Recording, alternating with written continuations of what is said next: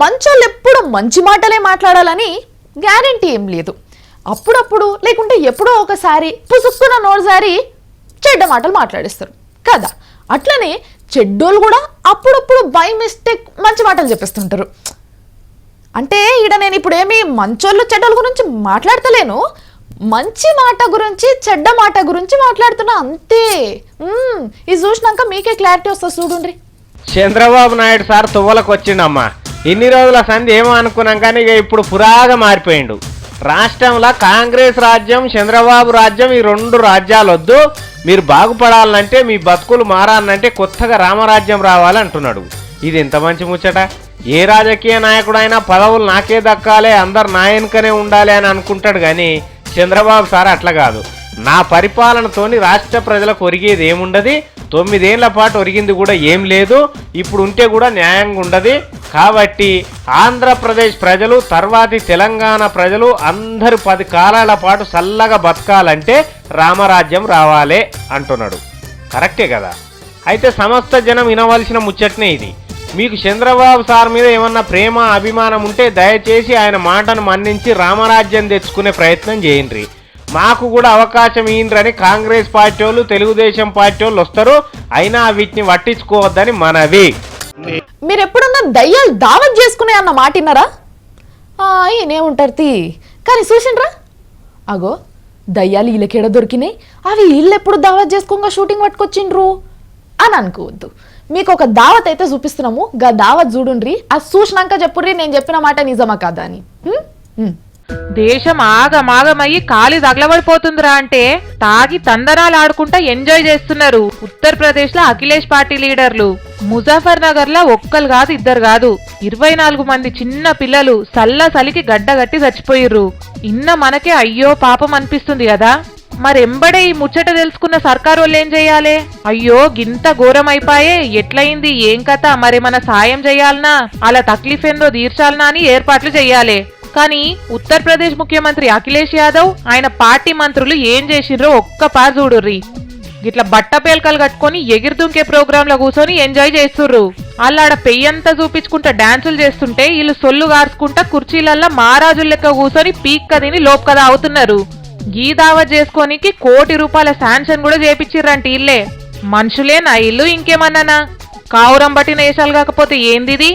ఏదో ఎలుగబెడతాడు, పరిపాలనతోని ఇగ్రంతోని ఏమన్నా ముంగట్కేసుకొస్తాడని అఖిలేష్ యాదవ్ ని గెలిపించి పెద్ద కుర్చీలో కూర్చుండబెడితే ఆ సార్ చేసిన పెండ తట్టాసుంటి లత్కోర్ పనులు ఇయ్యి. ఇదేనా ముఖ్యమంత్రి తరీఖా? ఈయననే సోయి దప్పాడ కూర్చొని ధూమ్ధాంలా ఖుషి చేస్తున్నాడంటే బేటా 1 నంబర్ బాబ్ 10 నంబర్ అన్నట్టు ఆయన డాడీ కూడా ఆడ కుర్చీలో గులబడి ఏం చేస్తున్నాడో చూడుర్రి. మూలకు పడ్డ ముసలోడే గాని కళాపోషకుడు. అయితే ఈడ అందరు లేరు, ఇంట్లో కొంతమంది ఎమ్మెల్యేలే ఉన్నారు. ఆహా, అయితే ఇంకొంతమంది ఎమ్మెల్యేలు ఏమన్నా మంచి పని చేయడానికి పోయిర్రా అంటే అది కాదు. ఊకే ఈ దేశంలోనే ఏముంటాం, చలికి ఎటు ఒషవడతలేదని ఫారెన్ టూర్లు అంటే బయటి రాజ్యాలకు పోయేటందుకు విమానం ఎక్కేటందుకు తయారైతురు కొందరు. ఎవ్వరు సొంత పనులల్లాళ్ళు, ఎవ్వరు ఇంటి పనులల్లాళ్ళు, కొంతమంది టైం పాస్ చేయనీకి ఎటేటో పోయిర్రంట. అరే చిన్న పిల్లలు చచ్చిపోయి వాళ్ళ ఇంట్లో ఏడుస్తుంటే వాళ్ళ ఇంటికి పోయి ఓదార్చే పట్టి ఎటుకెళ్ళి లేకపాయే. ఇంకా మీదకెళ్ళి ఇగో గిసుంటి బట్టెవా దేశాలు పక్కోనికి తట్టు దాక్తనే మన పానం అంతా గింజుకుంటది. అసుంటిది గంతమంది చిన్న పోరగాలు జీవిడిస్తే వీళ్ళ ఎంజాయ్లా మరిది రాష్ట్రమా రాకాసుల కొంపనా అని అనుకుంటున్నారు ఉత్తరప్రదేశ్ పబ్లిక్. ఒకళ్ళు గొప్పతనం అవతల చెప్పేదాకా తెలియనే తెలియదు. ఈసారి గొప్పతనం కూడా బయటలో వచ్చి చెప్పేదాకా కూడా తెలియనే తెలియదు. కొంతమంది తెలిసినా కూడా ఏదో చిన్న చిత్క ముచ్చట్నలే అని అనుకున్నారు. దాంట్లో ఇంత డెప్త్ ఉన్నదని తెలుసుకోండి మీరు కూడా. ఎన్ని మైకులు ఇరిగేటట్టు మాట్లాడినా, ఎంత పైసా ఖర్చు చేసి ప్రచారం చేసుకున్నా ఎవ్వరికి దక్కనంత పేరు పబ్లిసిటీ శంకర్రావు సార్కు దక్కిందబ్బా. నిన్ననైతే చూపెట్టినాం కదా సారు సోనియమ్మ విగ్రహం పెడుతున్నాడని.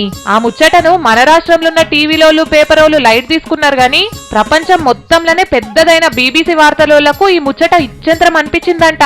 ఇక అనిపిస్తే ఇడిచేస్తారా? భక్త శంకర్రావు గురించి, ఆయన తలపెట్టిన గుడి గురించి పూసగుచ్చినట్టు రాసిర్రు. భారతదేశానికి పెద్ద మనిషి లెక్కున్న సోనియా గాంధీ అమ్మకు శంకర్రావు అనే పరమ భక్తుడు లక్షల రూపాయలు ఖర్చు పెట్టి ఇట్లా పండుగ చేస్తున్నాడు అని ఏడుకో లేపిడిచిపెట్టిర్రు. ఇక బీబీసీల వార్త వచ్చిందంటే చిన్న ముచ్చట అవుతుందా? శంకర్ అన్న మైలేజ్ ఏక్దమ్ 6 గేర్ల 300 కిలోమీటర్ల వేగంతో ఉరుకుతున్నది. ఇక ఇప్పట్లో ఆపినా ఆగేటట్టు లేదు. ఎంతైనా శంకర్ అన్న నువ్వు తోపు, ఎవ్వరికి రాని ఆలోచన చేసి శబ్బాష్ అనిపించుకున్నావు పో.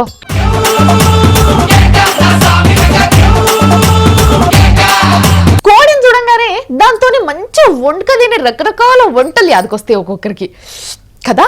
కానీ ఎప్పుడన్నా ఒక్కసారన్నా కోసుక తినేదే కాకుండా ఇంకా దేనికన్నా పనికొస్తుందా అని ఆలోచించిండ్రా? ఆలోచించరు. ఎందుకు ఆలోచిస్తారు? ఆలోచించరు. ఇది చూసినాక చించుండ్రి.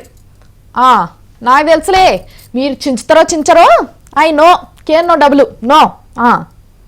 ఇంటికి దొంగలు రాకుండానో ఎవరన్నా తెలవనోళ్ళు జొర్రకుండానో ఏం చేస్తాం? ఓ కుక్కను పెంచుకుంటాం, దాన్ని ఎప్పటికి ఇంటి ముంగట కట్టేస్తాం. కొత్తోళ్ళు ఎవరైనా లోపలికి వస్తే ఒర్రి కరిచేటట్టే చేస్తుంది కుక్క.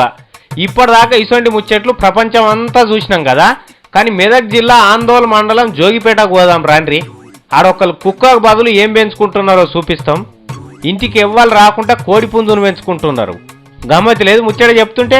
కోడి పుంజును పెంచుకుంటే ఏమొస్తుంది అనుకునేరు. కోడి పుంజును పెంచుకుంటే తెలవనోళ్ళు ఇంట్లో కూడా అడుగు పెడతలేరట ఇప్పుడు. ఎందుకంటే అది ఎగబడి కరుస్తున్నది కాబట్టి. తెల్లగా ఎంత ముద్దుగున్నదో చూడండి పుంజు. మన తాన్నే ఉంటే ఏ మైసమ్మక్కో పోషమ్మక్కో పొతం పెడదాం ఇప్పటికే. కానీ వాళ్ళు అట్లా చేయలే. చాలా రోజుల సంధి వాళ్ళు ఇత్తులు పోసి పెంచుతున్నారట దీన్ని. ఇక అది కూడా తిన్నింటి వాసాలు లెక్క పెట్టొద్దనా ఇంటికి కావాలంటున్నదట. పెంపుడు కుక్క ఇల్లంతా ఎట్లా తిరుగుతుందో ఇది కూడా అట్లనే తిరుగుతున్నదట. అలా పరుపులు ఎక్కుతున్నది, ఇల్లంతా తిరుగుతున్నది. కానీ గలీజ్ గలీజ్ అయితే చేయదట. కానీ చూడుండ్రి, కూత పెట్టవలసిన పుంజు ఇంటికి కావాలి కాస్తున్నది. దీనికి ఒకసారి సప్పట్లు కొట్టుండ్రి. అట్లనే మీకు కూడా ఇసొంటి చేయాలనిపిస్తే ట్రై చేయండి.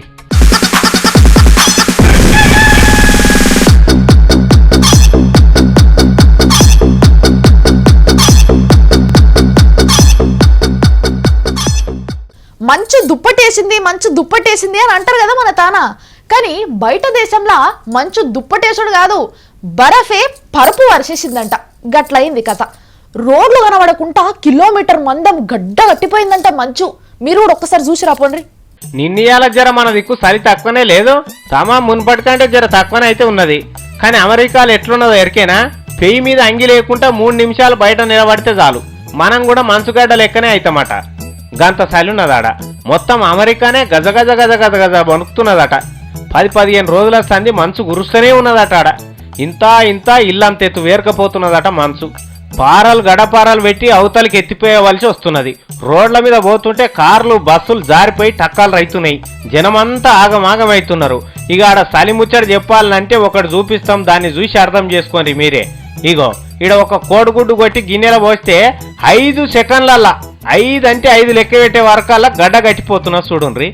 1 2 3 4 5 ఎట్లా గడ్డ కట్టిందో చూడు. మన దిక్కు ఎండాకాలం కోడిగుడ్డు వలిగిపోతే ఆమ్లెట్ అయ్యేటట్టు ఎట్లా ఎండలు వస్తాయో ఇప్పుడు అమెరికాలో చలి కూడా అట్లనే ఉన్నది. జనం 4-5 గరం కోట్లు వేసుకోకుంటే ఏడిపోయే పరిస్థితే లేదట. పొరగాల బడులు బంద్ అయినాయట, దుకాన్లు బంద్ అయినాయట, సర్కార్ ఆఫీసులు కూడా నడుస్తలేవట. అంటే అర్థం చేసుకుని అక్కడ పరిస్థితి. ఇక మరి ఆడ తెలుగోళ్ళు కొన్ని లక్షల మంది ఉన్నారు. వాళ్ళంతా ఎట్లున్నారో ఏం సంగతో అని భయపడుతున్నారు ఈడు ఉన్నోళ్ళు.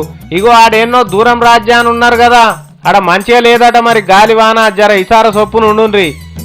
మాది తెలంగాణ ఇసొంటి ఎన్ని చూసినామని బయటికి పోతిరా అంటే ముద్ద కట్టిపోతారు సుమా. ఏటన్నా బయటికి పోయేటప్పుడు ఇంత శాల్వనో నెత్తికి రుమాలో గొంగడో వేసుకొని పోయినరి. బుడబుడ పొరగాలుంటే వాళ్ళకు కూడా ఏమన్నా గప్పి తీసుకపోయినరి. వీలైతే ఇంట్లోనే మంట పెట్టుకొని కాపుకోనరి. ఇంత డికాషనో షాయి సుక్కనో 2-3 మాటలు తాగుండ్రి బిడ్డ, లేకపోతే మా గుండె వలుగుతుంది మీకేమన్నా అయితే. కాని రాజ్యంలో కష్టాలు పడకుండ్రని చెప్తున్నారు అక్కడ ఉన్నోళ్ళ చుట్టాలు. అయితే ఈడ ఇంకొక గమ్మతి ముచ్చట కూడా చెప్పాలి మీకు. ఇగో గీడ ఒక మనిషి వస్తున్నాడు చూడు, ఈ నడుమున్నాడు. ఆయనతేదో తప్పు చేసిండని అమెరికా జైల్లో పెట్టిండ్రట. ఆడికెళ్ళి తప్పించుకునే తందుకు బయటకు ఉరికిండట ఎవ్వరి కనబడకుండా. ఇక బయటికి పోయినాక ఏమున్నది, చలిపాడుగాను సుధరాయించలేదట.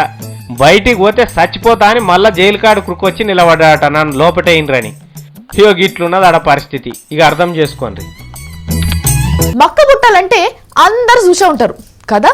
ఒల్చుకొని కాల్చుకొని ఉడకబెట్టుకొని తిని కూడా ఉంటారు కదా. కానీ మక్క చెట్లను ఎంతమంది చూసుంటారు? మామూలు చెట్లు కాదమ్మా. మీరు ఎన్ని తీర్ల మక్క బుట్టల చెట్లు చూసిండ్రో చూడలేదో నాకు తెలియదు, కానీ మేము ఒక చెట్టును చూపిస్తాం. ఖచ్చితంగా చెప్తున్నా, మీరైతే ఎన్నడూ చూసి ఉండరు ఇట్లాంటి చెట్టుని. చూడండి. వరంగల్ జిల్లా పేరు ఇంత ఇచ్చంత్రాల జిల్లా లెక్కనే తయారైపోతున్నది. ఎందుకంటే మొన్న ఒకటే కాన్పులో ఒక ఆమెకు 3 పిల్లలు పుట్టిండ్రు. నిన్న ఆడోళ్ళు పెళ్లి చేసుకుర్రు. ఇక ఇవాళ ఏమైంది ఎరికేనా?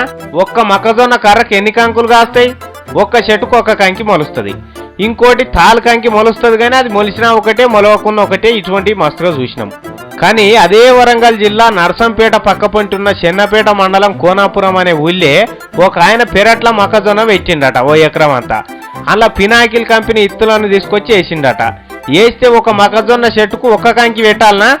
ఒకటొకటి 30-40 కంకులు పెట్టిందట. ఇక చూడుండ్రు ఎట్లున్నాయో, అరటిగోళ లెక్కనే.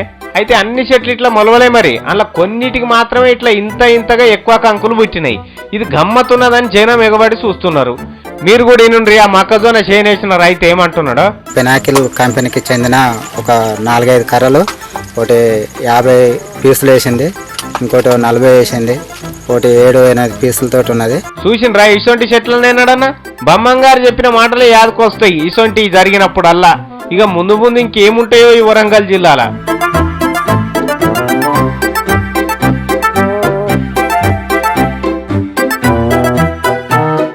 సరే, మీరు చూస్తేనే V6.